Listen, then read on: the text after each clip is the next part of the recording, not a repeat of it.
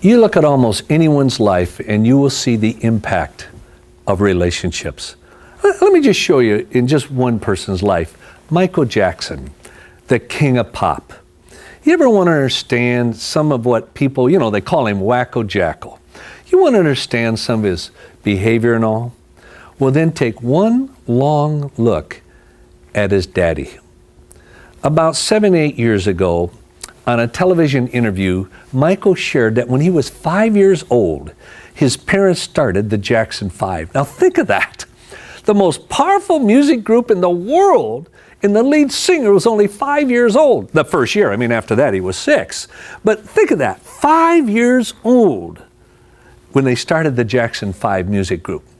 And Michael shared that in their first rehearsal, just something went wrong. And he turned to his father and he said, "Daddy?" And Michael said his father stopped the rehearsal, and in a very firm voice he said, "I am not your father. I am your manager, and don't you ever forget that."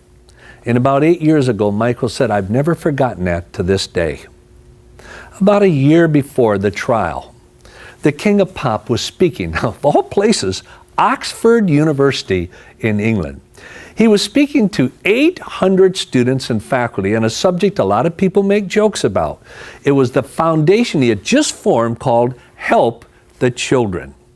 About 13 minutes into his talk, the king of pop started to cry. Then he wept so hard he couldn't speak. And the crowd felt very uneasy, very self-conscious. After a few minutes, Michael Jackson got his composure.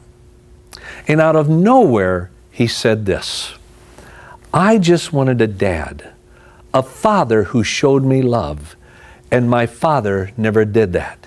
He never once said, 'Michael, I love you.'"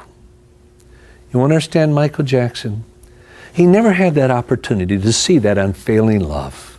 And therefore it was hard for him, not impossible, hard for him not just to know the truth, but to live it out.